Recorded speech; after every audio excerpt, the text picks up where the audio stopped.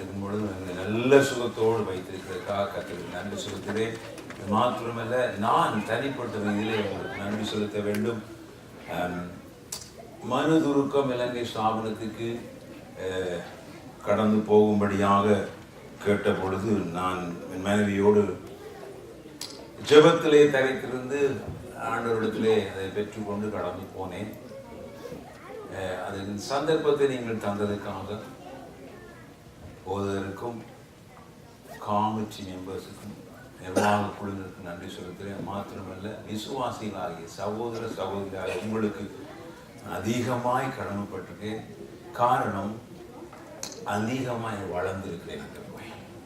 I grow more in spiritual and the worldly things too. எப்படி உலக காரியங்களில் ஒரு மனநிலையில் இருப்பார்கள், அவர்களை எப்படி ஹேண்டில் பண்ண வேண்டும் என்பது நான் வளர்ந்திருக்கிறேன். கர்த்தருடைய கிருபை. ஆவிக்குரிய ரீதியிலும் கர்த்தருடைய சத்தத்தை கேட்கும்படிக்கு கர்த்தர் என்னை நடத்தி வந்தார். அப்படி பேசின ஒரு வார்த்தை தான் இந்த இன்றைக்கு நான் உங்களோடு பகிர்ந்து கொள்ளும். அவர் சொல்லித்தந்த ஒன்றை நான் மறத்து வைத்தது கிடையாது. சிறு பிள்ளை கூட சொல்லிக் கொடுத்தேன். அதுக்கு விளங்குதோ விளங்கி just release. Maybe one day ஏதாவது ஒன்று கிளிக் பண்ணும் இல்லையா? ஆகவே நன்றிகளை செலுத்துகிறேன். கர்த்தர் இன்னும் உங்களை ஆஸ்வதிப்பார். நீங்கள் பெருகுவீர்கள், நீங்கள் வளருவீர்கள், நீங்கள் ஜீவன் உள்ளவர்களாக இருக்கிறீர்கள், நீங்கள் நித்திய ஜீவன் உள்ளவர்களாக இருக்கிறீர்கள். எத்தனை பேர் விசுவாசிக்கிறீர்கள்? உங்களுக்குள்ளே நித்திய ஜீவன் உண்டு. அது பரலோகத்துக்கு போனா பிறகுதான் நித்திய ஜீவன் சிலர் எண்ணிக்கொண்டார். தவறு. It's wrong. It's already in you. ஆண்டவராய் இயேசு கிறிஸ்து நீங்கள் சொந்த ரட்சகராக ஏற்றுக்கொண்ட உடனே நித்திய ஜீவன் ஆரம்பித்தார். பரலோக ராஜ்யம் உங்களுக்குள்ளே பரிசுத்த ஆவிக்குள்ளாக.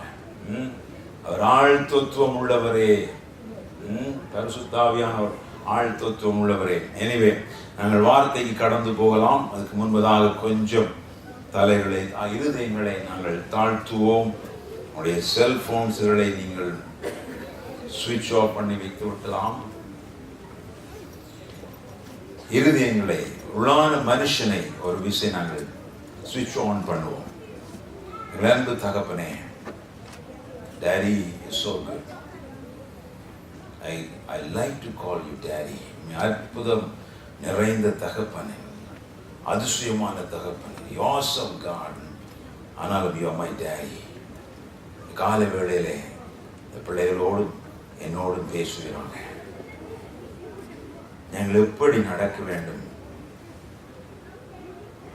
நம்முடைய ஆசீர்வாதத்தின் பாகங்கள் எல்லாம் எங்களுக்கு தந்திருக்கிறீர்கள்.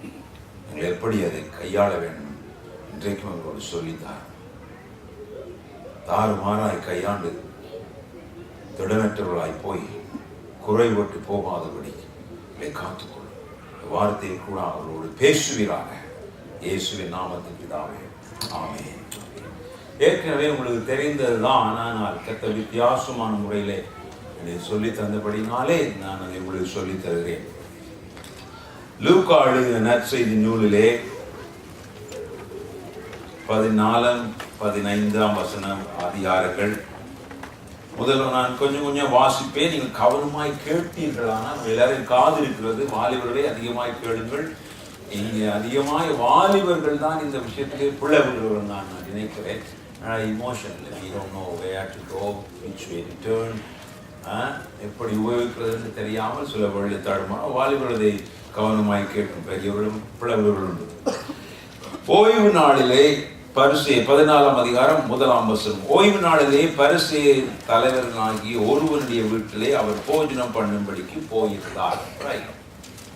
என்ன செய்கிறார் இயேசு கிறிஸ்து? பரிசேயருடைய தலைவராகிய ஒரு one of the leader of Pharisee அவருடைய வீட்டிலே போஜனம் பண்ணும்படிக்கு கடந்து போயிருக்கிறார். அங்கே எல்லாரும் உங்களுக்கு கற்பனை போனாங்க.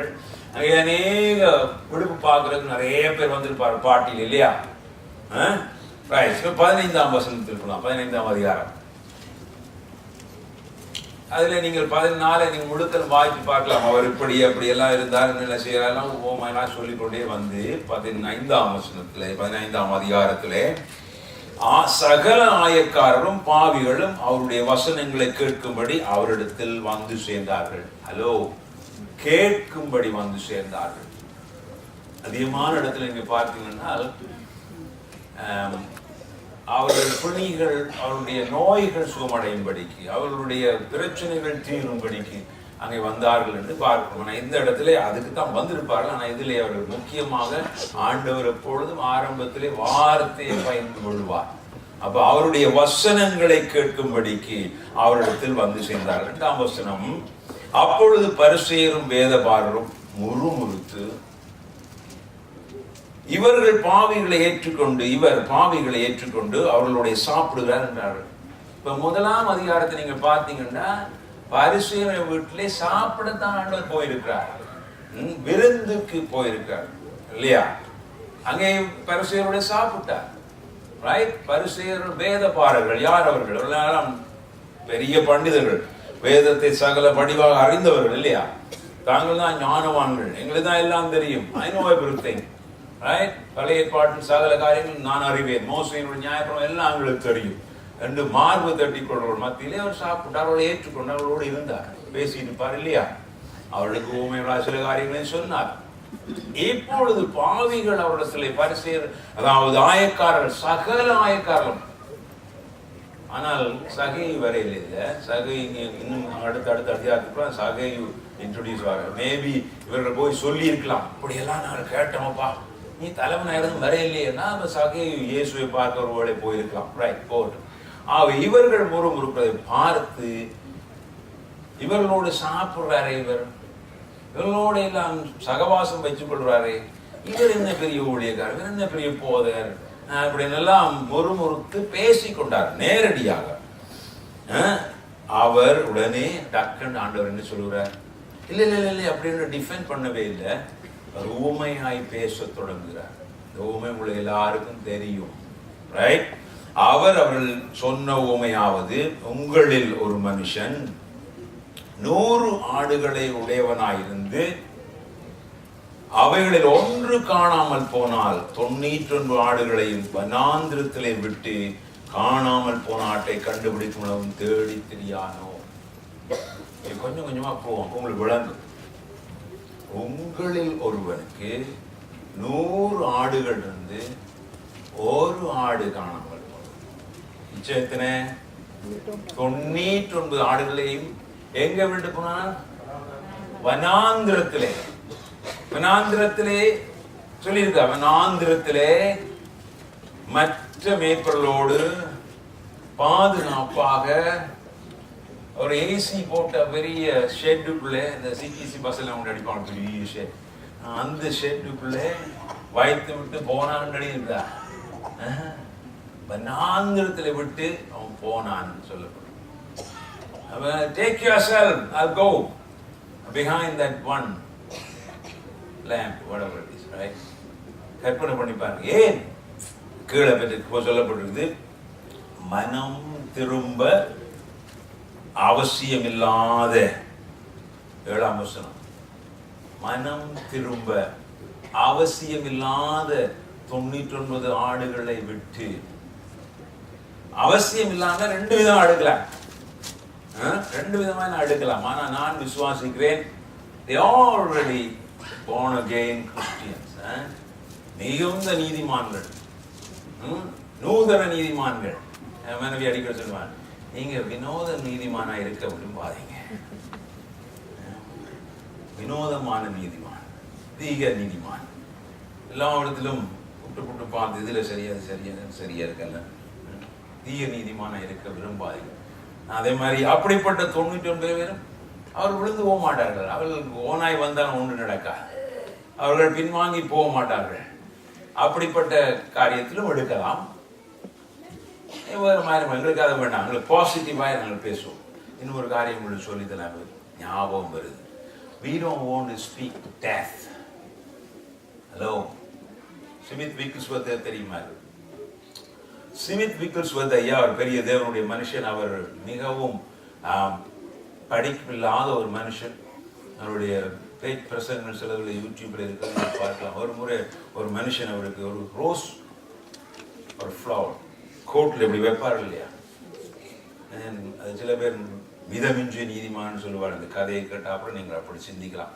அப்போ அவர் சொன்னார், எனக்கு இது வேண்டாம், எனக்கு இந்த சாவுக்கு ஏதுவானதோ ஒன்றும் வேண்டாம். அப்ப அவரிடம் சாவுக்கு ஏதுவான இல்லையா? உடனே விளங்கப்படுத்தினாராம், இந்த பூ, இந்த ரோஜா பூ நீ வெட்டி எடுக்கும் என்பதால் எங்கே இருந்தது? ஒரு ரோஜா செடியிலே அது உயிரோடு இருந்தது, அழகா இருந்தது. நீ அதை வெட்டினோன்னு அதுக்கு என்ன நடக்கிறது? மரித்து கொண்டு போகிறது, சாவுகிறது, சாவுக்கு ஏதுவான, செத்து கொண்டிருக்கிறது. என் சரீரத்தில் நித்திய ஜீவன் உண்டு. எனக்குள்ள இருக்கிற ஒரு பெரியவர், அவர் நாளாந்தம் என்னை நித்திய ஜீவனுக்குள்ளே வளர்த்து கொண்டு போகிறார், வளர்ந்து கொண்டு. I'm not going to decay. நான் மரித்து கொண்டு போகவில்லை. ஒருவேளை இந்த சரீரம் போகலாம், ஆனால் உள்ளான மனுஷன் வளர்ந்து கொண்டு. I don't want death in me. என் மேலே சாபம் இருக்கக்கூடாது, சாவுக்கிறது காரியம் இருக்கக்கூடாது. அது அப்படியான சிந்தனை இருக்கும்போது ஆண்டவர் என்ன இன்னும் சொல்லுங்க, we are speaking every day of death. We like to hear death. We like to read death. அது போட்டும் தமிழ் வின் நெட்வொர்க் எல்லாம் பார்க்குறீங்களா? எல்லாம் பார்ப்பீங்க தமிழ் நியூஸ் எல்லாம். அதில் என்ன இருக்குது? Any eternal things there? No. Death. மனுஷனுக்கு பிரியமான, நன்மையான, சும்மையாய் தோன்ற வழி உண்டு, இனிமையாய் தோன்ற வழி உண்டு. எல்லாம் மரண வழி, எல்லாம் leads to death. ஆவியானவர் சொல்லித்தந்தார், don't. அதான் உடனே இதை பற்றி யாருக்கும் விளங்கப்படுத்தினேன். பிரதர் எப்படி என்ன இல்லை, நான் ஆவியானவர் சொல்லித்தாரா நான் உங்களுக்கு சொல்றேன். ஐயா, don't listen death, don't speak death. சரி, அந்த நியூஸ் தான் நீங்க போக வேண்டாம். உங்களுடைய நாளாந்த வாழ்க்கையில உங்களை பற்றி பிதாவாகியவர் என்ன சொல்லியிருக்கார்? நித்திய ஜீவனை பற்றி சொல்லுகிறார். உங்களுக்குள்ளே நித்திய ஜீவன் இருக்குது. வாழ்க்கையினுடைய பலன்களை, உன்னதமான பரிபூர்ணங்களை சொல்லியிருக்கிறார் வேதத்தில். அவைகளை பேசுங்க, சிந்திங்க, அப்படியே நித்திய ஜீவனுக்குள்ளாக நீ கடந்து போய். சரி, இது சப்ஜெக்ட் இல்லை, இடையில ஒரு ஞாபகம் வந்து உங்களுக்கு சொல்லுது. ரைட்? Don't speak death. நோவுது, இடுப்பு நோவுது, தலை நோவுது, அது நோவுது, இது நோவுது, அப்படி இப்படி என்று மனுஷீகமாய் பேசிங்கன்னா அது வேதம் சொல்வது, நான் சொல்லலை. It's leads to death. நல்லது போல தெரியும், கடைசியில் ஒன்று waste your time, waste your energy, everything. Right? அதுதான் லீட்ஸ். ரைட்? ஆகவே இப்போ என்னத்தை சொல்லப்படுது? மனம் திரும்ப வேண்டிய அவசியம் இல்லாத அந்த 99 நீதிமான்கள் 99 ஆடுகளை விட்டு ஒரு ஆட்டுக்காக கடந்து போனான். ரைட்? இந்த முதலாவது போய் அந்த ஆட்டை கண்டுபிடித்தான். அதில் அவங்களுக்கு தெரியும், அவனுடைய பிரயாசம் கண்டுபிடித்தான். இப்போ இன்னும் ஒன்றை பார்ப்போம். இந்த ஆடு தானாய் போனதா அல்லது மேய்ப்பனுடைய கவலையினத்தினால போனதா? ரெண்டையும் அலசி ஆராய்ந்தால் ரெண்டும் சரி. மேய்ப்பனோடு 99 ஆடு 100 ஆடுகளா இருந்த ஆடுதான். ஆட்டை பற்றி உங்களுக்கு தெரியும், செம்மறி ஆட்டை பற்றி தெரியும். இப்படி மேல திரும்பியே பார்க்காது, இப்படிதான் இப்படி பார்க்க கொஞ்சம் 2-3 ஃபீட்ல பார்க்கணும். அந்த புல்லு நல்லா இருக்கு, அப்படியே போய் அப்படியே போயிடுச்சு. ஆனா அதை பார்க்க வேண்டியவரா மேய்ப்பன். இப்ப மேய்ப்பன்னும் பிழை இருக்குது, ஆட்டிலும் பிழை இருக்கு. ரைட், போகட்டும், அது உங்களுக்கு ஒரு சின்ன போனஸ். ஆனா இந்த ஆடுகளை பற்றி ஓமை என்னத்தை குறிக்கிறது என்றால் இஸ்ரவேலுக்காக குறிக்கிறது. எரேமியா 50ஆம் அதிகாரம் 6ஆம் வசனத்தை எடுத்து பாருங்கள். ஆடுகளை பற்றி ஆண்டவர் சொல்றார் ஒரு இடத்துல. எடுத்தாலும் வாசிங்க அல்லது நான் வாசிக்கிறேன். எரேமியா 50ஆம் அதிகாரம் 6ஆம் வசனம். எரேமியா அங்கே இருக்குது. எடுத்தாலும் வாசிக்கிறீங்களா? என்னுடைய பைபிள் கசங்கி போயிடுச்சு. ரைட், நானே வாசிக்கிறேன். 31. என் ஜனங்கள் காணாமற் போன ஆடுகள், அவர்களுடைய மேய்ப்பர்கள் அவர்களை சிதற பண்ணி. அவ்வளவு காணும் பாசம் காணும். ஏன் நான் சொல்றேன், இவன் எங்கேருந்து எடுக்கிறான்றதுக்காகத்தான் நான் சொல்றேன். அவ இதே யூதர்களை பற்றி சொல்லப்பட்டிருக்கு இல்லையா? என் ஜனங்கள் ஆண்டவர் சொல்றார். நீங்க அதை வாசிச்சு பார்க்கலாம். கர்த்தர் தீர்க்கதரிசி எரேமியாவுக்கு கொண்டு பாபிலோனுக்கு விரோதமாக கல்தேய தேசத்துக்கு விரோதமாக உரைத்த வசனம்னு சொல்லப்படுது. தேவன் இதை பற்றி சொல்றார், காணாமல் போன என் ஜனம். அப்ப யூதர்களை குறிக்கிறது இல்லையா? அப்ப இதுல இயேசு கிறிஸ்து சொல்றார், இந்த யூதர்களை காணாமல் போன போன ஆடுகளாகிய யூதர்களை நான் கண்டுபிடிக்கும்படி இந்த மேய்ப்பனை போல நான் தேடி மற்றாக்கெல்லாம் விட்டுட்டு போய் அவங்களை தேடி கண்டுபிடித்து தொழுவத்தில் கொண்டு வருகிறேன். ரைட்? முதலாவது. இரண்டாவது காரியம் அதே போல 8ஆம் வசனம். அன்றியும் ஒரு ஸ்திரீ 10 வெள்ளிக்காசை உடையவளாயிருந்து அதில் ஒரு வெள்ளிக்காசு காணாமல் போனால் விளக்கை கொளுத்தி வீட்டை பெருக்கி அதை கண்டுபிடிக்கிறவர்களுக்கு ஜாக்கிரதையாய் தேடாமல் இருப்பாளோ? கண்டுபிடித்த பெண், உங்களுக்கு தெரியும், சந்தோஷப்பட்டு தன் அயலகத்தாரெல்லாம் கூடி, ரகசியம் என்னென்றால் இந்த வெள்ளிக்காசு யார்? வெள்ளிக்காசு தமிழாக்கள் நிறைய ஃபால்ட் இருக்குது. பேச்சு தமிழ்ல கல் அடித்து போட்டு கத்தி வெட்டிட்டு அதுக்கு உயிர் இருக்குது, எழுப்பி வந்து உங்களை வெட்டினார். Hello. You kick your leg against the stone and you hurt. Right? கல்லடித்தது Kallan அடிக்கும்.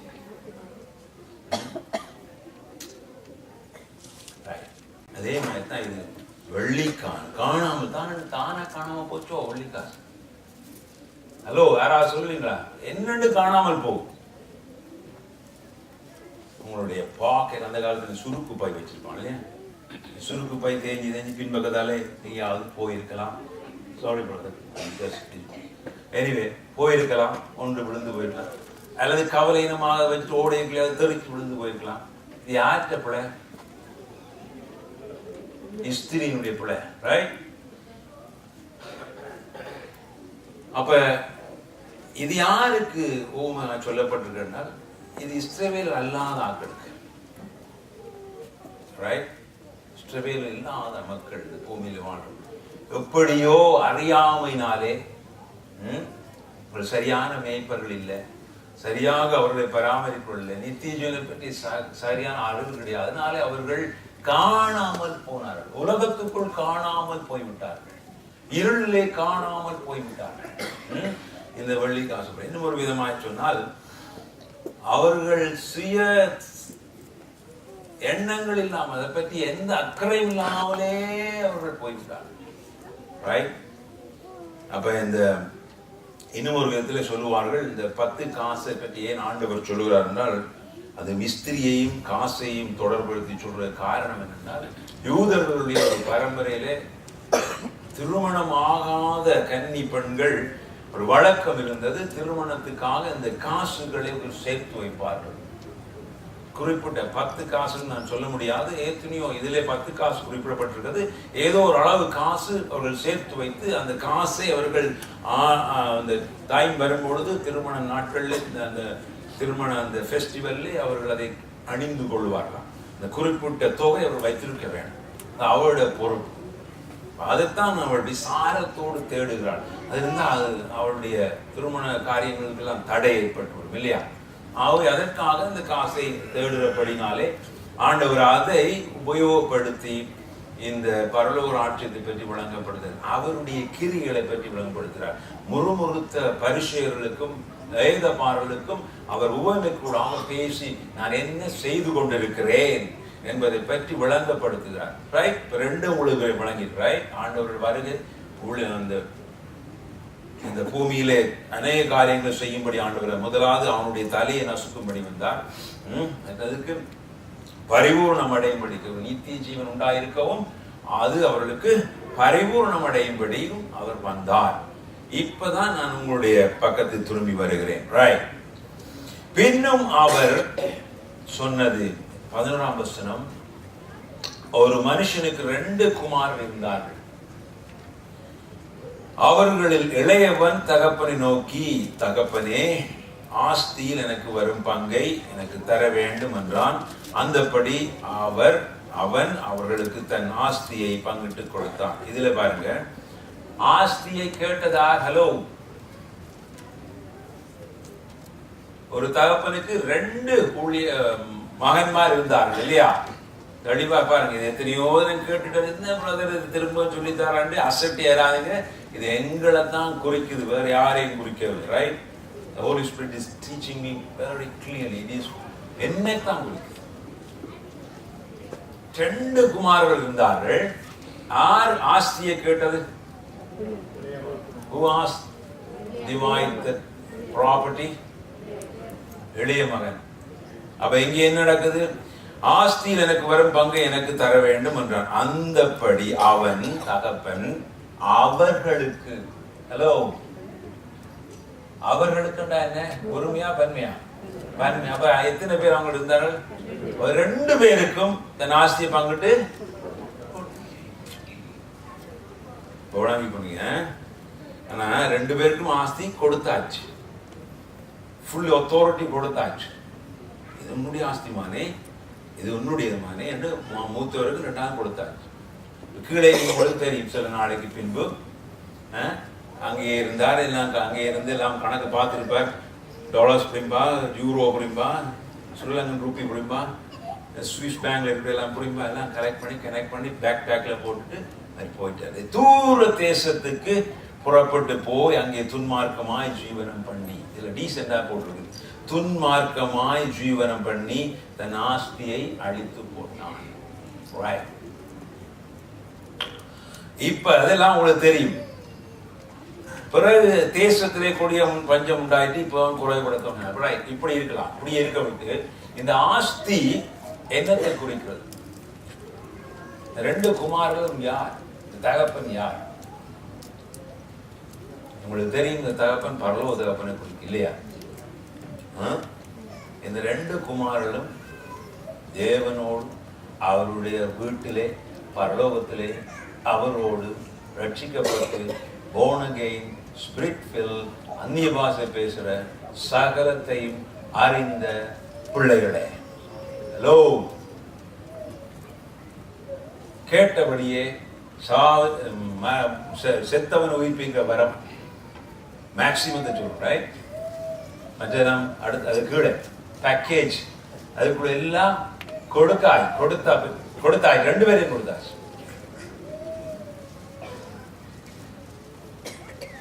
இப்பதான் நீங்க சிந்திக்க வேணும், இந்த ஆஸ்தி கொடுக்காய்த்து எல்லாம் பரலோகத்தில் இருக்கிற எல்லா பரிபூர்ணங்களும் உங்களுக்குள்ள இருக்குது. எங்க இருக்குது எல்லாம்?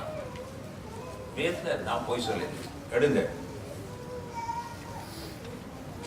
உங்களுக்குள் இருக்கிற ஆவியின் பரிபூர்ணம் எல்லாம். யோவான் 3:34.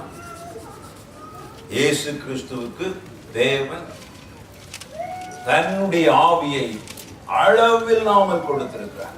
பரிசுத்தாவி எங்கேயாவது 2 ஆவாசி, அரைவாசி, முக்காவாசி, 10%, 0.5% கொடுக்கலாமா? அளவில்லாமல் இயேசு கிறிஸ்து கொடுத்திருக்கிறார். ரைட்? யோவான் 1:16 சொல்லு. சும்மா கிளிம்ஸை தான் நீங்கள் விட்ட உடனே வாசிக்கிறோம். Right? Homework is always there. எனவே அவருடைய பரிபூரணத்தினால் நாம் கிருபை மேல் கிருபை பெற்றோம். அவருடைய பரிபூர்ணம், இயேசு கிறிஸ்துவுடைய இருக்கிற எல்லா பரிபூர்ணமும் எங்களுக்குள்ளே இருக்கிறது. எவ்ரிதிங் அதெல்லாம் மறந்துடாதீங்க. அதை நீங்க இல்லை என்று அல்லது உங்களுடைய வார்த்தையினாலே அல்லது உங்களுடைய நடவடிக்கையினாலே நீங்க செயல்படுத்தீங்கன்னா நீங்க despising God's favour, God's grace. அவர் உங்களுக்கு தந்த சகல சொத்துக்களை உங்களுக்கு உள்ளே இருக்கிற எல்லாவற்றையும் நீங்க நிராகரிக்கிறீங்க, அவரை அவமானப்படுத்துறீங்க என்ற அர்த்தம். அதான் உண்மை. பாடைகள்லாம் பார்த்து நல்லா பாடுறோம், ஏசுதான் நீர் எல்லாம். ஆனா அவருடைய Hari can I do this கேட்கவில்லை. அதுதான் இந்த இளைய மகன் செய்தார். சொத்து எல்லாம் கொடுக்கப்பட்டிருக்கிறது, எல்லாம் கொடுக்கப்பட்டிருக்கிறது. But you don't know how to spend that. உங்களுக்கு எப்படி அதை செலவு செய்கிறதோ அல்லது எப்படி அதை அனுபவிக்கிறன்னு தெரியாதபடினாலே தான் இளைய மகன் எல்லாவற்றையும் வேஸ்ட் ஆகினான். சொத்து நாட்டன்னு சொல்லவே இல்லை தான். பரலோகப்பன் எங்களுக்கு எல்லாவற்றையும் தந்திருக்கார். பரலோகத்தினுடைய எல்லா உச்சிதங்களையும் இந்த வசனங்கள் சொல்றது. இப்ப கொலோசியர் 2:9-10 வாசிங்க. 2ஆம் அதிகாரம் 9-10. தேவத்துவத்தின் பரிபூர்ணம் எல்லாம் வாசிக்கிறேன். ஏனென்றால் தேவத்துவத்தின் பரிபூர்ணம் எல்லாம் சரீர பிரகாரமாய் அவருக்குள் வாசமாயிருக்கிறது. மேலும் சகல துரைத்தனங்களுக்கும் அதிகாரத்துக்கும் தலைவராயிருக்கிற அவருக்குள் நீங்கள் பரிபூர்ணம் உள்ளவர்களாயிருக்கிறீர்கள். everything. இங்கிலீஷ்ல வாசிப்பாங்க, everything abundantly in you, everything. இயேசு கிறிஸ்துவை போலவே அவருக்குள்ள இருக்கிற எல்லாம் உங்களுக்கு இருக்கு. ஏன்னா அவர் தான் உங்களுக்குள்ள இருக்கிறார். சொத்து முழுதும் உங்களுக்குள்ள இருக்கிறது. பிதாவாகிய தேவன் எல்லாம் உங்களுக்கு தான் இருக்கிறார். வேசியர் 3:19 அதிலும் வாசித்து பார்க்கலாம். அவர் ஜெபிக்கிறார் பவுல். இப்படி ஆகட்டும், அப்படி இருக்கட்டும், இப்படி இருக்கட்டும், ஏற்கனவே எங்களுக்குள்ளே அவர்கள் இருக்கிறார். ரைட். இப்ப திரும்ப ஊமைக்கு இப்ப இப்படிப்பட்ட எல்லா பரிபூர்ண சொத்து, இதான் சொத்தை நாங்கள் விளங்கப்படுத்திருக்கா. எல்லா பரிபூர்ணமும் உங்களுக்குள்ள இருக்கிறது. மரணத்துக்கு சாக எல்லாத்தையும் ஜெயிக்கிற ஜெயங்கள் எங்களுக்குள்ள இருக்கிறது. நித்திய ஜீவனுக்குள்ள எல்லாம் எங்களுக்குள்ள இருக்கு. எங்களுக்குள்ள இருந்து கிளம்பி வருகிறது. எப்படி செலவு செய்ய வேண்டும், அல்லது மற்றவர்களுக்கு விரோதம், மற்றவர்களுக்கு பிரயோஜனமாய், அல்லது பூமிக்கு பிரயோஜனமாய், அல்லது தேவ ராஜ்யத்துக்கு பிரயோஜனமாய், சபைக்கு பிரயோஜனமாய், பக்தி விதிக்கு ஏதுவாக எப்படி செலவு செய்யணும், அல்லது எப்படி அதை பாவிக்க வேண்டும் என்று தெரியாதபடினாலே தன்னுடைய விருப்பப்படியே எல்லாம் செலவு செய்து அவன் எல்லாவற்றையும் குறைவுபட தொடங்கினான். ஹலோ, ஒவ்வொரு ரகசியமாக கர்த்தர் சொல்லித்தர கேளுங்க. சரியாக செலவு செய்ய தெரியாவிட்டால் குறைவுபடுவீர்கள். You will get lack. அந்நிய பாஷை பேசலாம், தீர்க்கதரிசனம் சொல்லலாம், எல்லாம் சொல்லலாம். ஆனால் அதெல்லாம் எல்லாருக்குள்ளும் இருக்குது. எனக்குலாம் இல்லை, அவருக்குலாம் இருக்குன்னு இல்லை, எல்லாருக்கும் எல்லாம் இருக்கு. எல்லா பரிபூரணமும் உங்களுக்கு உள்ளே இருக்கிறது. அதை எப்படி செய்ய தெரியாவிட்டால் ஆறுமாறா செய்ய தொடங்கினால் குறைவுபடுவோம். நான் சொல்லல, ஏசப்பா தான் சொல்ல. குறைவுபட எங்கேயாவது ஒட்டிக்கொள்ள பார்ப்போம், வேற ஏதாவது ஒட்டும். வேற ஏதாவது எல்லாம் வந்து ஒட்டும். ஆகவே அடுத்த நாங்கள் பார்க்கலாம்.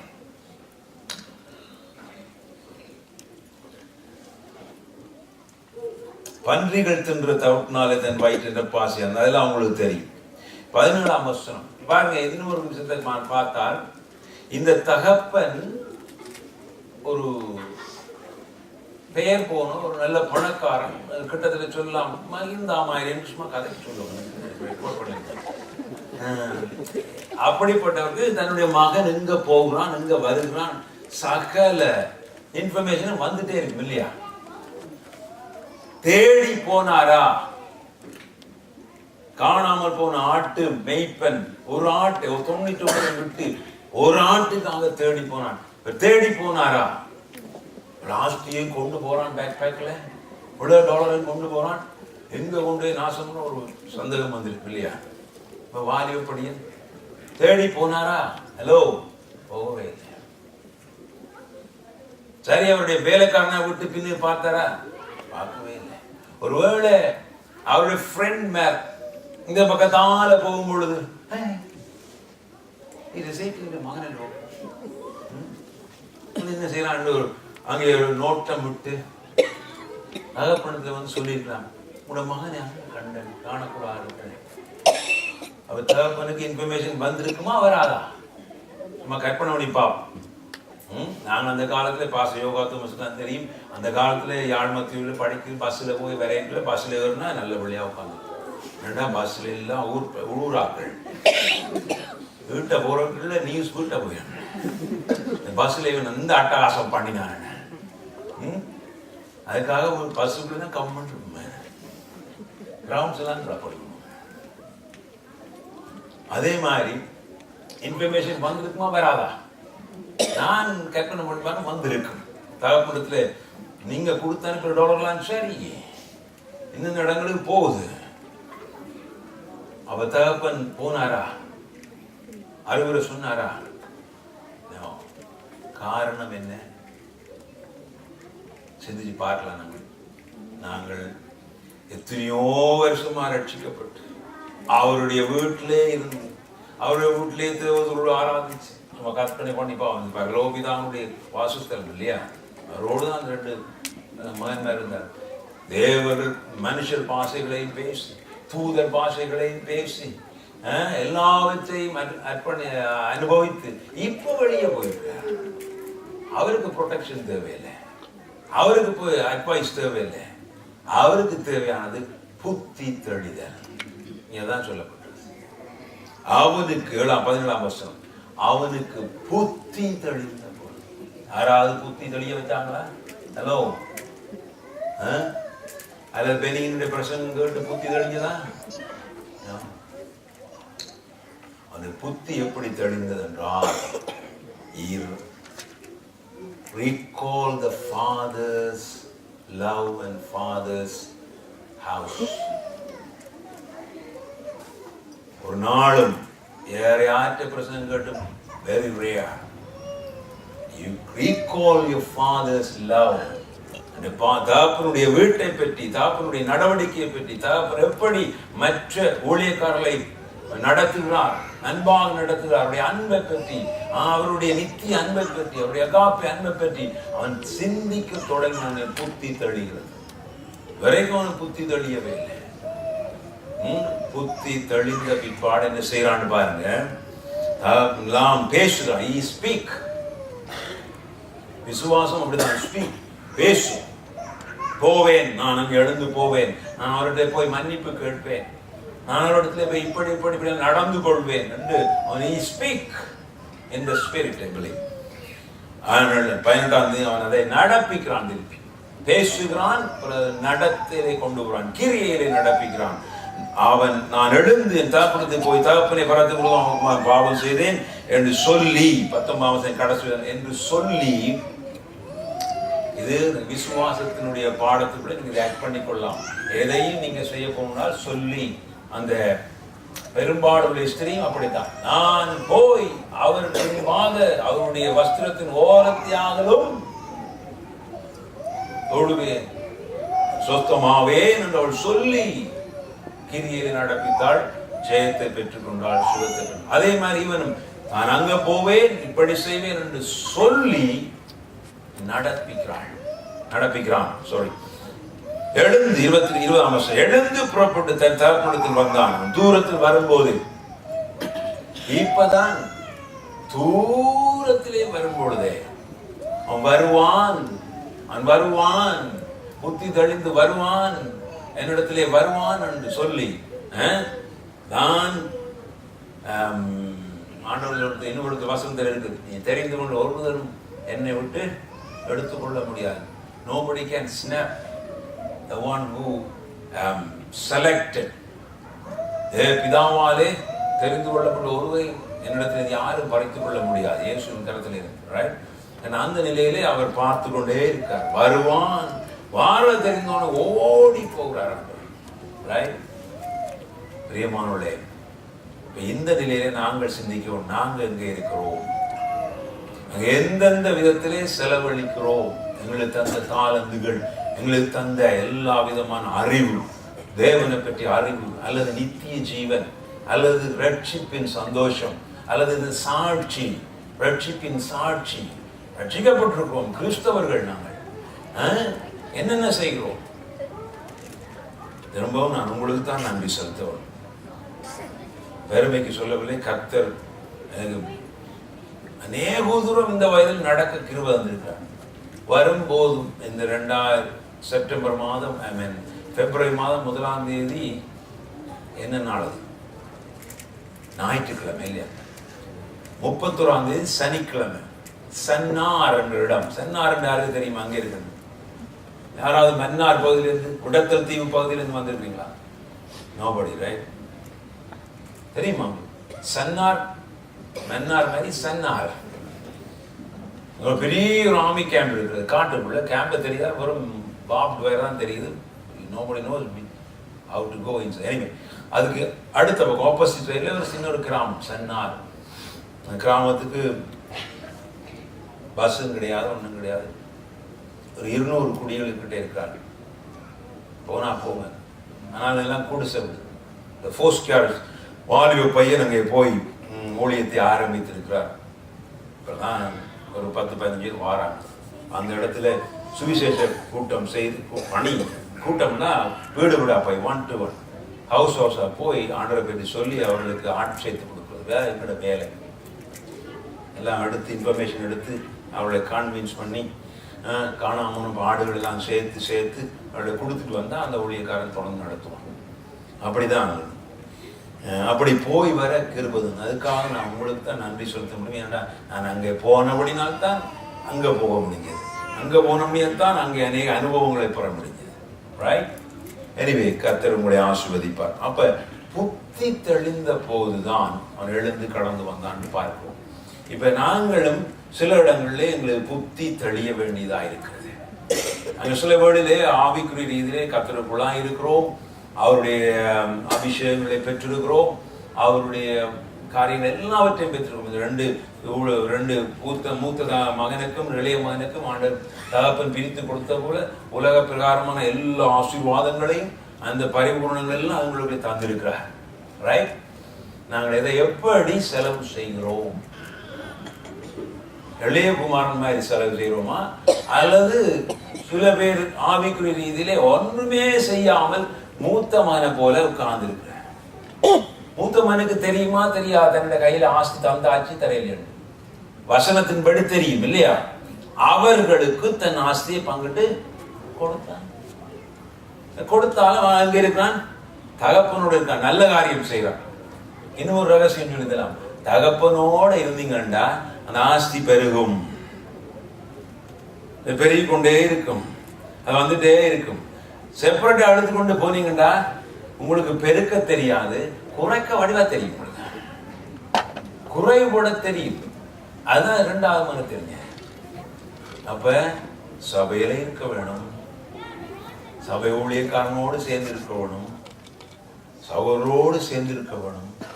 உங்களுடைய ஆஸ்தி எல்லாம் சபையோடு தான் இருக்கும்.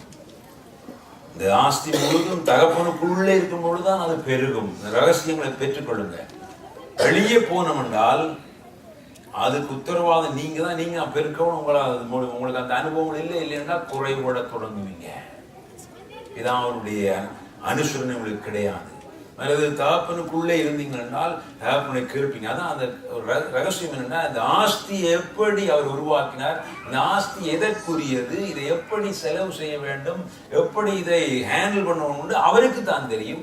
அவரை கேட்டு கேட்டு கேட்டு செய்வோமானால் அவருக்கும் சந்தோஷம், ஆஸ்தியும் குறைவிடாது, ஆஸ்தியும் சரியான விதத்திலே செலவு செய்யப்படும். இதான் ரகசியம். அதான் வேதம் சொல்றது, எதை செய்தாலும் கர்த்தருக்கு செய்யுங்கள், அவரை கேட்டு செய்யுங்கன்னு அர்த்தம். கர்த்தருக்கு நீங்க செய்யும் பொழுது பாருங்க, இந்த சிஸ்டர் அந்த அவர் பிரதருக்கு சாப்பாடு செய்கிறார், அவருக்கு சாப்பாடு செய்கிறேன், அவருக்கு விருப்பம் இல்லாத அவருக்கு செய்வாவோ? ஹலோ, அப்படி செய்கிறார்கள் உண்டு. அவருக்கு உப்பு கூட ஆக உப்பும் இல்லை, ஒன்றும் இல்லை போடணும். அதே மாதிரி கர்த்தருக்கு செய்தா கர்த்தருக்கு விருப்பமான அவரை கேட்டுத்தான் செய்வோம் இல்லையா? ரைட்? அப்ப எல்லாம் இதான் அந்த ரகசியம். ஆண்டவராக இயேசு கிறிஸ்து இந்த பரிசேயருக்கும் சதுசேயருக்கும் வேதபாரருக்கும் வடிவா சொல்லி முறுமுறுக்குறீங்களா, அடைய உங்களோட தான் சாப்பிடணும், இவங்களோட சாப்பிட விடுங்க. நீங்க தான் அந்த மனம் திரும்ப அவசியம் இல்லாத 99 ஆடுறது இல்லையா மற்ற மாதிரி பார்த்தாங்க. அல்லது அவரை வடிவா வழங்கப்படுத்துற கிளீனா இதை வழங்கப்படுத்துற 2 குமாரர்கள், ஒரு ஸ்திரீ, ஒரு மனுஷன், ஆடுகள் 2 வெள்ளிக்காசு, அதுக்கப்புறம் 2 குமாரர்கள். இந்த குமாரர்களை பற்றி தான் நாங்கள் அதிகமாக கற்றுக்கொள்வோம். ஏன்னா நாங்கள் தான் அந்த குமாரர்கள், நாங்கள் தான் அவருடைய பிள்ளைகள். எங்களுக்கு தான் எல்லாம் ஆசீர்வாதங்களை கற்று தந்திருக்கிறார். அவர் எல்லாவற்றையும் எப்படி நாங்கள் செலவு செய்கிறோம் பாருங்க. அது அவன் வந்தது பாருங்க, மனம் எங்களுடைய எத்தனையோ பேர் நாங்கள் மனம் திரும்பி வந்தாலும் நாங்கள் இனி பழைய நிலைக்கு வருவோமோன்னு தெரியாமல், ஆனால் அதிலும் பார்க்க உயரமான இடத்துல அவர்களை கத்திர அந்த தகப்பன் உயர்த்திலேயே பார்க்க என்ன சொல்றார்? குமாரன் சொல்லுகிறார் 23 அப்படி இப்படிலாம் சொல்றார். அப்பொழுது தகப்பன் சொல்றார் தன் ஊழியக்காரன் நோக்கி, நீங்கள் உயர்ந்த வஸ்திரத்தை கொண்டு வந்து இவனுக்கு உடுத்தி இவன் கைக்கு மோதிரத்தை, அதிகாரம், மோதிரம், முத்திரை மோதிரம், மோதிரம் பாய்க்கிறது சீல்டு, அதிகாரம், அதிகாரம், பாதரட்சி போடுங்க, கால்களுக்கு பாதரட்சியை போடுங்க, ஒரு கனம், பாதரட்சியினா கனத்துக்கு. இப்படியான எல்லாவற்றையும் துரும்பம் புத்தி தெளிந்து தன்னுடைய ஸ்தானத்துக்கு திரும்பி வந்த தன் மகனுக்கு அவர் செய்வதை பார். அதே தான் பிரியமானுடைய பிதாவாகிய தேவன் எங்களை ஒரு நாளும் விட்டு விட மாட்டார். புத்தி வேகமாய் தெளிந்தால் வேகமாக நமக்கு ஆசீர்வாதம் கிடைக்கும். கடைசி நாள்ல நாளைக்கு தான் பரலோகம் போக போறீங்க, இன்றைக்கு தான் புத்தி தெரிஞ்சா பிரியோசனம் இல்லை. நல்ல வயதிலே இள வயதிலே புத்தி தெளிந்தா நல்லா ரைட். நம்முடைய அந்த காரியத்துக்காக நாங்கள் தொடர்ந்து உங்களுடைய காரியம் அடுத்து நாங்கள் பார்க்கலாம். எங்களுடைய பெரிய குமாரன் என்ன செய்யறார்? அவர் என்ன செய்யறார்? எல்லாவற்றையும் இருந்தும் அவர் தான் இந்த இலிசிட்டாக விளக்கத்தை கொடுக்கிறார். வேதத்தில் ஆரம்பத்தில் சொல்லப்பட்டிருக்கிறது, அவன் துன்மார்க்கமாய் தன் ஆஸ்தியை செலவழித்து போட்டார். இவர் சொல்லுகிறார் டேஷ் டேஷ் இடங்களிலே 30ஆம் வசனம் பேசுகிற இடத்துல இனிமே உங்களுடைய ஆஸ்தி அழித்து போட்டு கோபத்தில் பொறுக்கல. நாங்கள் அப்படி இருக்கிறோமா? They are brothers in Christ. ஒரே தகப்பனுக்கு புத்திரர்கள், நாங்களும் ஒரே தகப்பனுக்கு புத்திரர்கள், சகோதரர்கள் சகோதரர்கள். Are we complaining like him? நாங்களும் எப்படியே கம்ப்ளைண்ட் பண்றோமா? எனக்கும் ஆஸ்தி அவருக்கும் ஆஸ்தி எல்லாம் கொடுக்கப்பட்டிருக்கு. நான் ஆஸ்தியை சரியா செலவு செய்யல. ஒரு ஆட்டையாவது கொடுத்தீரா? அதை கொடுத்தீரா? எதை கொடுக்குறது உங்களுடையதான். நீங்க எத்தனை பேர் ஃப்ரீயா வீட்டில் போயிட்டு ஃப்ரிட்ஜ் திறக்கிறதுக்கு அம்மாட்ட பம்ஜி எடுக்கிறீங்களா? ஃப்ரிட்ஜில் இருக்கிற ஐஸ்கிரீம் எடுக்கிறேன். ஹலோ, ஃப்ரிட்ஜில் இருக்கிற ஃப்ரைட் ஃப்ரெஷ் பொரிச்ச மீன் ஏதோ மேங்கோ ஏனி எடுக்கிறதுக்கு பெர்மிஷன் எடுக்குறீங்களா? அட்லீஸ்ட் தான் அம்மாவுக்கு முன்னால தெரியறதுக்காக திறப்பீங்க. எங்களுடைய வீடு, எங்களுக்கு 2 உணவு வைக்கப்பட்டது, நாங்கள் போய் எடுக்கிறோம். நாங்கள் எங்களுடைய வீடு, தகப்பனுடைய வீடு. ரைட்? இப்ப கேட்டு எடுக்க வேண்டியது. அவர் மோஸ்ட் ஒபீடியன்ஸ், கொஞ்சம் கூடுதலான கீழ்ப்படி உள்ளவரோ ஆட்டை அப்பா தந்தா தான் சாப்பிடுவேன். நான் சொல்லுகிறேன், எல்லாம் உங்களுடையது. அவருடைய வீட்டில் அவன் ஒரு சாரியம் செய்த நல்ல காரியம். தகப்பனுக்குள்ளே தகப்பனுடைய வீட்டிலே இருந்தான். ஆனாலும் அவர் தகப்பனுடைய விருப்பத்தின்படி தன்னுடைய தாளந்துகளை அல்லது தன்னுடைய ஆஸ்தியை அவன் பாவிக்கவே இல்லை. அப்படியும் நாங்கள் இருக்கக்கூடாது. தேவனங்களுக்கு தந்திருக்கிறார். இந்த தாளந்து கொடுத்த கதையிலே இந்த புதைத்து வைத்தவனை போல இவர்கள் பெருக்கவில்லை, தாளந்துகளை உபயோகிக்கவில்லை. தேவன் விரும்புகிறபடி அவைகளை ஒன்றையும் உபயோகப்படுத்தவில்லை. அது மாறாக காம்ப்ளைன், அதாவது குற்றம் சாட்டிக் கொண்டே அவன் இருக்கிறான். சகோதரனை பார்த்து அவன் அட்லீஸ்ட் ட்ரை இல்லையா? அவன் செலவு செய்ய முயற்சி தான், தவறாய் செலவு செய்தான். ஆனால் புத்தி தெளிந்தான், திரும்ப வந்தான், திரும்பவும் மேன்மையை பெற்றுக்கொண்டான். இவர் ட்ரை பண்ணவே இல்லை. இவர் எந்தவித முயற்சியும் எடுக்காதார். ஆவிக்குரிய ரீதியில எந்த முயற்சியும் எடுக்காது. நான் உங்களுக்கு சொல்றேன், முயற்சி எடுங்க, கர்த்தர் உங்களை ஆசீர்வதித்துக் கொண்டே போவார். ராஜ்யத்தை உபயோகப்படுத்திக் கொண்டே போவார். பிளவிடுவார், எல்லாரும் பிளவிடுவார்கள். ஆனால் புத்தி தெளியும் கர்த்தர் உங்களை அணைத்துக் கொண்டு நடத்தி கொண்டே போவார். தொடர்ந்து கர்த்தருடைய கிருபையில் நாங்கள் வளருவோம். சரி, இப்ப உங்களுக்கு ஒரு அளவுக்கு இது விளங்கி இருக்கிறது. பரிசேயருக்கும் சதுசேயருக்கும் மாத்திரமல்ல, எங்களோடும் ஆண்டவர் பேசிக் கொண்டிருக்கிறார். நாங்கள் அவருடைய பிள்ளைகள். 2 விதமான பிள்ளைகள் இருக்கிறார். 3 விதமான பிள்ளைகள் ஆண்டவருக்கு உண்டு. ஒன்று ஒரே போரான குமாரன் இயேசு கிறிஸ்து. அவரை பற்றி நாங்கள் எந்த காம்ப்ளைனும் பார்க்க முடியாது. அவரை பற்றி எதுவும் நாங்கள் பிள்ளையாக கண்டுகொள்ள முடியாது. ஆகவே அடுத்த 2 பேர் வேறு. மூத்த குமாரன், 2ஆம் குமாரன். ஆவிக்குரிய ரீதியிலே எல்லா விதமான பரிபூரணங்களையும் பெற்றவர்கள். பிதாவுடைய ஆஸ்தியை பெற்றவர்கள், ஆஸ்தியை பெறுவதற்கு தகுதி உள்ளவர்களாக இருந்தவர்கள். அவருக்கு 2 குமாரர்கள் இருந்தார்கள். 2 குமாரர்கள் நாங்கள் தான் சபைக்குள்ளே ரட்சிக்கப்பட்டவர்களாக, அந்நிய பாஷை பேசுகிறவர்களாக, நாங்கள் அப்படித்தான் பெந்தெகோஸ்தே சபைகள் பேசிக்கொள்வோம். ஆனால் இந்த 2 பிள்ளைகள் எந்த நிலையிலே நாங்கள் இருக்கிறோம். ரைட்? அப்படியானால் எப்படி இந்த தரப்பட்டவர்களை செலவு செய்ய வேண்டும்? கொலோசையர் 3ஆம் அதிகாரத்தை முழுக்க வாசித்து நீங்க பார்க்கலாம். அது சும்மா ஒரு உங்களுக்காக நீங்கள் வேதம் முழுவதும் அதான் கெட்டுத்தருது. ஆனால் கொலோசையிலே கொஞ்சம் வித்தியாசமாக சொல்லப்பட்டது. எடுத்து பார்க்கலாம். நாங்கள் 3ஆம் அதிகாரம். நீங்கள் கிறிஸ்துவனே எழுந்தது உண்டானால் கிறிஸ்து தேவனுடைய வலதுபால் வீட்டுக்கு இடத்தில் மேலானவை தேடுங்கள், பூமியில் உள்ளவைகள் அல்ல மேலானவை நாடுங்கள். எல்லாம் உங்களுக்கு கொடுக்கப்படும், எல்லாம் உங்களுக்கு இருக்கிறது, எல்லா பரிபூரணமும் உங்களுக்குள்ளே இருக்கு. திரும்ப சொல்லுங்க, எல்லா பரிபூரணமும் பிரியமான உங்களுக்குள்ளே இருக்கிறது. உங்களுடைய வாயிலே தான் ஆண்டவர் வைத்திருக்கிறார். சொல்லி சொல்லி ஜெயம் எடுக்கும்படி நான் முதலே சொல்லியிருக்கிறேன் உங்களுக்கு. Christianity is not a religion, it is a confession.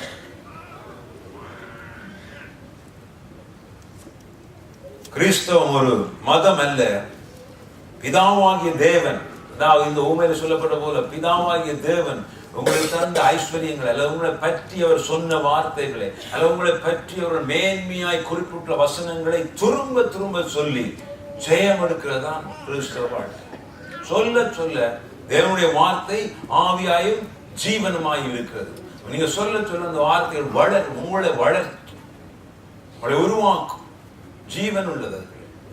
அந்த வார்த்தையில சொல்லி சொல்லி இந்த பூமியிலே ஜெயத்தை பெற்றுக் கொள்வதுதான் கிறிஸ்தவம். கான்ஃபெஷன். இதான் என்ன பற்றி என்ன சொல்லிருக்கார்? நீ ராஜாவா இருக்கிறாய், நீ விசித்திர விரோதமாய் இருக்கிறாய், நீ முத்திர மோதிரமாய் இருக்கிறாய், அப்படி இப்படின்னு எல்லாம் சொல்லு. You just repeat that. கண்ணாடியில பார்த்து சொல்லுங்க. நான் திரும்ப அவருடைய தழும்புகளாலே குணமானேன் என்று சொல்லப்பட்டிருக்கு. நான் குணமானேன். 2014-15 ஆண்டுக்கு முன்பாக குணமாயிட்டேன். So I'm healed. நான் முழுக்க முழுக்க குணமானேன். சொல்லுங்க. சொல்லி சொல்லி ஜெயம் எடுங்க. நான் சாதாரண, நான் வால் அல்ல, நான் தலை, நான் கீழா இல்லை, நான் மேலா இருக்கிறேன். I'm a king. அவர் யூத ராஜசிங்கம். நீங்க யார்? சபை மணவாட்டி, பெண் சிங்கம். சிங்கங்களில் பெண் தான் மிகவும் ஆக்ரோஷமான. பெண் சிங்கத்தை அடக்கவே இல்லை. ஆண் சிங்கத்துக்கு ஒரு வச்சியை போட சாப்பிட்டு படுத்து சும்மா சத்தத்தால் விரட்டும். வேலை செய்யற பொழுது பண்றீங்க தான். ஓடி போய் இதை பிடிச்சிட்டு வரவங்க பண்றீங்க தான். நீங்க தான் இயேசு கிறிஸ்து எல்லாம் செய்து முடிச்சுட்ட நீங்க ஓடி தெரிஞ்சு எல்லாம் ஜெயம் எடுங்க. சிங்கம் அப்படி சிங்கத்தை போல எடுப்போம். சொல்லணும், சொன்னாதான் சொல்லி சொல்லி ஜெயம் எடுக்கணும். ஆகவே இந்த வசனத்தில் சொல்லப்பட்ட பொருள் எல்லாத்தையும் சொல்லுங்க. நான் மரித்தேன், ஆனாலும் சதாகாலம் அவரோடு சேர்ந்து உயிரோடு இருக்கிறேன். நான் பாவத்துக்கு மரித்திருக்கிறேன், நான் நீதிக்கு பிழைத்திருக்கிறேன். நீதியானது ஒன்றும் தவிர மற்றொன்றும் என்னை ஆளுகை செய்யாது. வாயிலா சொல்லுங்க. அசிங்கமானது ஒன்றும் என்னை ஆளுகை செய்யாது. அசிங்கமானது அல்லது அருவருப்பானது அல்லது சாவுக்கு ஏதுவானது ஒன்றும் என்னை ஆளுகை செய்யாது. வேதம் சொல்வது சாவுக்கேதுவான சரீரங்களை உயிர்ப்பிக்கிறவர் அல்ல உயிர்ப்பித்தவர் எனக்குள்ளே வாழ்கிறார். பரிசுத்த ஆவியானவர். The vitalizing my body. The Holy Spirit is the one who vitalizing my body. அது நோய் வரைகளை சொல்லுவதற்கு. No, my blood is not working anything. It's just there. ரத்தம் எனக்கு சும்மா இருக்கிறது. அது ரத்தத்தினால் மாம்சத்தினால் உருவாக்கப்பட்டது. எனக்கு உயிர் கொடுத்தவர் பரிசுத்த ஆவியானவர். நான் மரித்து போனேன் முதல் பாவத்துக்கு, உயிரோடு எழுப்பி வைத்திருப்பவர் பரிசுத்த ஆவியானவர். நீதி கன்று என்னை உயிரோடு எழுப்பி வைத்திருப்பவர் பரிசுத்த ஆவியானவர். ஆகவே அநீதியான காரியங்களை நெருங்காது. சொல்ல சொல்ல அப்படி ஆகும். மனதுக்கு வந்தீங்கன்னா கூட கற்று தருவாங்க. ஏன்னா நிறைய ஊழியக்காரர் வருவாங்க. அவ்வளவு இருந்து கதைச்சு கதைச்சு ஒவ்வொரு கற்றுக்கு கிடைச்சது ஒரு கற்றுக் கொடுப்பார்கள். நிறைய கற்றுக்கொள்ளலாம். ஆமென். ஆகவே நீங்கள் வாயினாலே சொல்லத்துல இந்த 3ஆம் அதிகாரத்தை வீட்டை வாசிப்பாங்க. என்னது இப்பொழுது கோபம் நீங்கள் முற்காலத்திலே அவர்களுக்கு செஞ்சது போல அவர்களை செய்து கொண்டு வந்தனால் இப்பொழுது இப்படி இருக்க வேண்டும். வார்த்தையினாலே கிரியினாலே செய்தாலும் கர்த்தராகிய இயேசுவின் நாமத்திலே செய்து அவர் முன்னே பிதாவாய் ஸ்தோத்திரங்கள். இப்படி எல்லாவற்றையும் வாசிக்க உங்களுக்கு ஓரளவு விளங்கும். எப்படி எனக்கு தந்த நித்திய ஜீவனை அல்ல சாட்சியை அல்லது ரட்சிப்பின் மகத்துவத்தை மகிழ்ச்சியை எப்படி நான் செலவு செய்ய முடியும், எப்படி மற்றவர்களுக்கு நான் காட்ட முடியும். இதுதான் அந்த ஆஸ்தி, தேவனவர்களுக்கு கொடுத்த ஆஸ்தி, உங்களுக்கு அடுத்த ஆஸ்தி, பரலோக ஆஸ்தி. நித்திய ஜீவன் ஆஸ்தி, சுக பலமோடு வாழ்கிற ஆஸ்தி, எல்லாவற்றையும் எப்படி செலவு செய்யும்? தாறுமாறாய் இமோஷன் இல்லை. அங்க ஒரு ஊழியக்காரர் சொன்னார், 6 பேர் ஜபிக்க விட்டான், 4வது ஆள் சிந்திச்சு கொண்டிருப்பான். இந்த 3 ஆளும் ஜபிச்சுட்டாங்க, இருக்கிற வேத வசனம் எல்லாம் போட்டு ஜபிச்சுட்டாங்க. நான் என்ன வசனத்தை போட்டு ஜபிக்கிறப்பா, எதிரும் பார்க்க சோபிஸ்டிகேட்டா ஏதாவது வசனம் இருக்கான்னு சிந்திச்சு கொண்டு போனான். அவன் சொன்ன ஜப குறிப்பே விட்டுருவான். Born again Christians, they don't know how to say spend the thing. அப்படி அல்ல, அப்பாட்ட எப்படி கேட்கணும் அப்படி சிம்பிளா கொடுத்த சத்தமாயும் இல்லை. சில பேர் சத்தமா ஜபிக்கிறது, சத்தமா ஜபிக்கிறது நான் தடையும் இல்லை எதிரியும் இல்லை. ஆண்டவராய் இயேசு கிறிஸ்து ஒரு இடத்துல தான் வியாகுலப்பட்டு கெத்செமனேயிலே சத்தமா ஜபிக்கிறார். எல்லா இடத்தும் சத்தமா சந்தர்ப்பம். நாங்கள் சத்தமா ஜபித்து துரத்தி விடப்பட்ட நாட்களும் உண்டு. கனடாவிலே ஒரு அப்பார்ட்மெண்ட்ல போய் சத்தமா அந்நிய பார்த்து பேசி ஜபித்து அவன் போலீஸை அடிச்சுனான். அடுத்த நிமிஷம் நாங்கள் சத்தத்தை குறைக்கிற மாத்திரமில்லை, வெளியே போக வேண்டி வந்தது. ஆகவே எப்படி செலவு செய்ய வேண்டும், எப்படி ஞானமாய், அது அவருக்கு தான் தெரியும். ஏனென்றால் அந்த ஆஸ்தி யாருடையது பிரியமானவர்களே?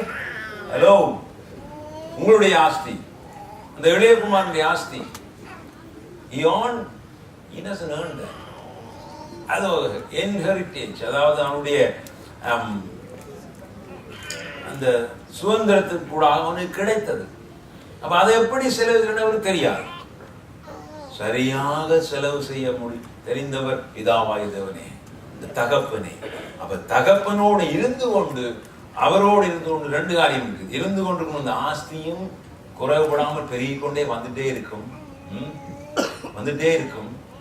அவர் சொல்லவே இல்லை, இதுல சொல்லவே இல்லை, இந்த பிரிச்சு தந்தாச்சு இனி உனக்கு கிடையாது, இவ்வளவு அந்தாச்சு, இனி வார ஆஸ்தி மூலம் எனக்கு உயர்ந்து. தகப்பன் சொன்ன 2 பிள்ளைகளா, இப்ப ஆஸ்தி வேற வேற பிரிச்சு கொண்டே இருப்பாரு. ஆனா வெளியே போனீங்களானால் குறைவுபட தொடங்குவீர்கள். ஆகவே நேரம் கடந்து போகிறது. இந்த உவமையிலே மிக ஆழமான சத்தியம் இன்னும் இருக்கிறது. இருந்து சிந்திங்க, ஆண்டவர் உங்களுக்கு இன்னும் அதிகமாக சொல்லி தருவார். இந்த 2 குணாதிசயத்தை உடைய பிள்ளைகளை போலவா, அல்ல நான் வேறு ஏதாவது இன்னும் பிக்யூலியர் குணாதிசயம் எனக்குள்ள இருக்கிறது ஆண்டவரே? பிக்யூலியர்னா இன்னும் ஒரு கட்டம் இல்லாத ஒரு குணாதிசயம் எனக்குள்ள இருக்கிறது ஆண்டவரே. அதிலே இருந்து எப்படி நான் தப்புவேன், எப்படி நான் அதில் விடுதலையாவேன்? நமக்கு பிரியமாக நம்முடைய ஆஸ்தியை, நீர் தந்த அந்த ஆஸ்தியை, நீர் தந்த நித்திய பொக்கிஷத்தை எப்படி நான் செலவு செய்ய முடியும்? எப்படி நீர் விரும்புகிறபடி, நீர் நேசிக்கிறபடி இந்த பூமியிலே, அல்லது சாட்சியாக, அல்லது சபைக்கு பிரயோஜனமாக, அல்லது நான் வேலை செய்கிற இடத்துல எங்கேயோ எந்த இடத்துல எப்படி நான் அதை செலவு செய்ய வேண்டும் அல்லது பாவிக்க வேண்டும் எனக்கு சொல்லித்தாரும் ஆண்டவரே. நமக்குள்ளேயே இருந்து கீழ்ப்படிவோடு, சகோதர சினத்தோடு, மகிழ்ச்சியோடு நான் செய்ய விரும்புகிறேன் என்று சொல்லும் பொழுது கர்த்தர் உங்களை இன்னும் அதிகமாய் நடத்தி சொல்லுவார். ஆமென். எல்லாருக்கும் விளங்கிச்சா? பிரயோஜனமா இருந்தா கர்த்தருடைய ஆவியானவருக்கு நன்றியை செலுத்துவோம். ஆல்ரைட், சின்ன ஒரு ஜெபத்தோடு நான் கடந்து போகிறேன். எங்களை நேசிக்கிற பரலோக